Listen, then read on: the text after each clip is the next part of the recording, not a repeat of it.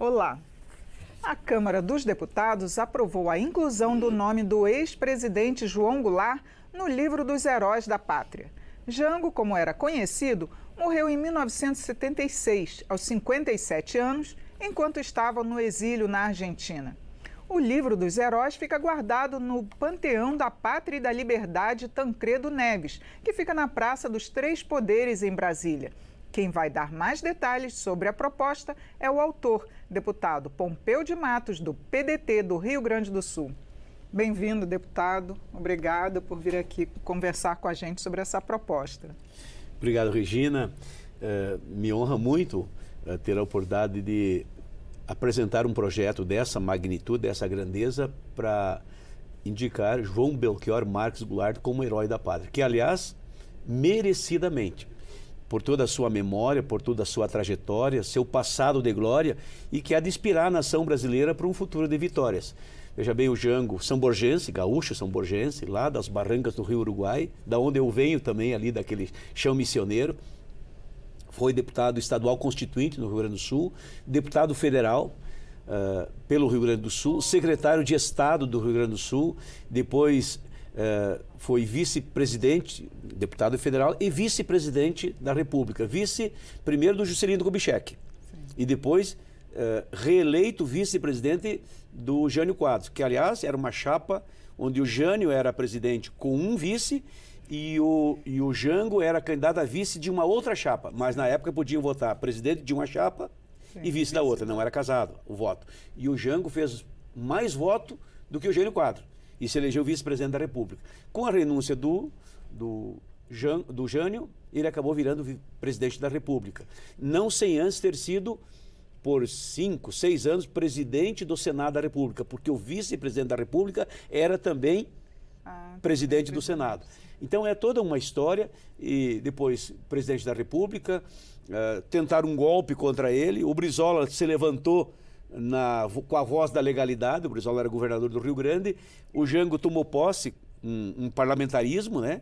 Foi um jeito de encaminhar, mas em seguida saiu um plebiscito, derrubaram o parlamentarismo, voltou o presidencialismo, o Jango governou, mas infelizmente em 64 teve o golpe, e ele preferiu o exílio do que a guerra civil, do que o enfrentamento de irmãos contra irmãos, que aliás é um reconhecimento muito grande. Foi para o exílio e não voltou mais, só voltou de lá depois que morreu. O único brasileiro, presidente da República, brasileiro, presidente da República, que morreu no exílio. Por isso, por toda a sua trajetória, merece estar no panteão da pátria. Eu queria que o senhor falasse também do legado que ele deixou, porque realmente toda essa participação política, né, na vida política do Brasil, que legado ele deixou para a importância dele ser incluído no livro dos heróis? O maior legado do Jango foi dar sequência e consequência nos direitos do povo trabalhador, iniciada por Getúlio, de quem o Jango era um seguidor, tanto que ele foi o ministro do Trabalho do Getúlio. E ele implementou uma série de direitos do povo trabalhador. O Brasil era um Brasil colonial, um Brasil que não tinha o empreendedorismo, era um Brasil atrasado.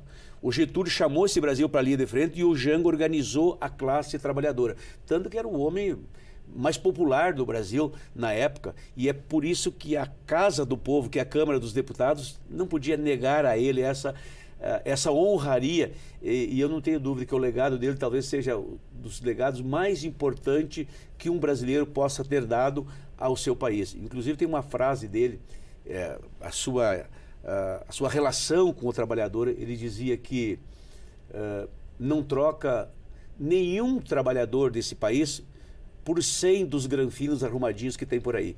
Então ele tinha um lado, e era do lado do povo trabalhador. Então o grande legado do Jango foi exatamente preservar, valorizar, emancipar, eu diria até, ao seu tempo, os trabalhadores do Brasil. E isso é um legado que não tem preço. Inclusive, o senhor estava lembrando que outros também dessa área trabalhista estão incluídos no livro dos heróis, né? Nós temos lá 4 missioneiros, sendo 3 trabalhistas. Os 4 missioneiros que estão no panteão, vão estar no panteão da pátria, junto com o Jango.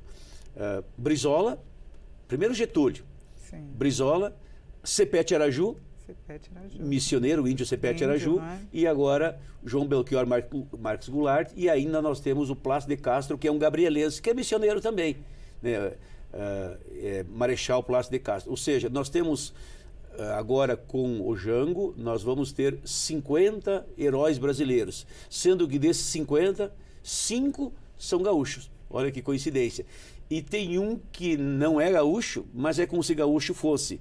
Aliás, é Anita Garibaldi, que ela é catarinense, mas que fez toda a sua história na Revolução Farroupilha no Rio Grande do Sul. Então ela também está incluída no Panteão da Praça. E nós temos ainda, para não ficar de lado, e não posso esquecer o nome, até porque fui eu que também aprovei a Lei 13.991, a inclusão de Oswaldo Aranha, alegretense. Também está no Panteão da Praça e é uma lei da minha autoria também. Eu tenho, então, 2 leis, haverei de ter 2 leis, uma indicando o Jango, isso, e outra já consolidada, essa figura Aranha, querida, o Oswaldo Aranha, que foi quem, vamos dizer assim, fez toda a implementação para a criação do Estado de Israel, sem contar o que ele fez no Brasil, uma lenda também. Sim, seria até interessante o senhor falar um pouquinho desse livro dos heróis, porque é a nossa história, né? E é muito bom que a gente saiba, conheça melhor quem foram os nossos heróis.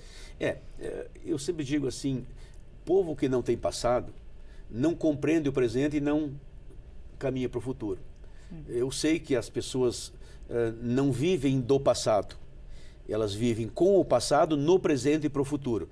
Mas se você não observar isso, tu não vai compreender as razões de como tu chegou aqui, quem eu sou, de onde eu vim, por onde eu passei, com quem eu estive, onde eu estou e para onde é que eu vou.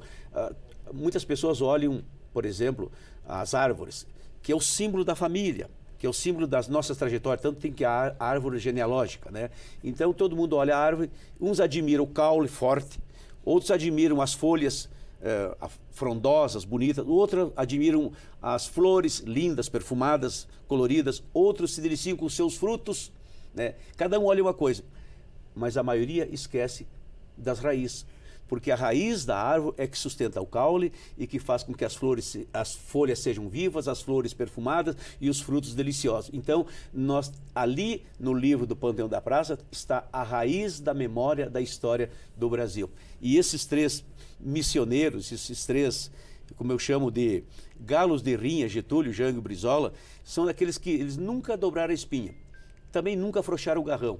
Eles sempre tinham bom coração e boas ideias, e com a força das suas ideias, eles iam ganhando a plateia de microfone na mão. Então, esses 3 líderes trabalhistas, eu tenho um orgulho muito grande de dizer que muito bem representam o ideário político da memória e da história do Brasil, e especialmente do ideário político gaúcho, que marcou e foi muito marcante nos anos 40, 50 e 60 na história do Brasil.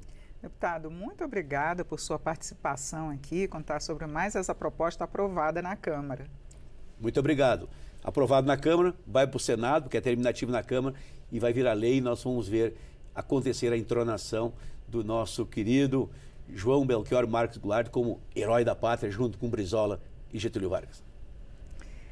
Eu conversei sobre a inclusão do nome do ex-presidente João Goulart no livro dos Heróis da Pátria. Foi com o autor da proposta, deputado Pompeu de Matos, do PDT do Rio Grande do Sul. Eu sou Regina Assunção, agradeço a sua audiência. Até a próxima.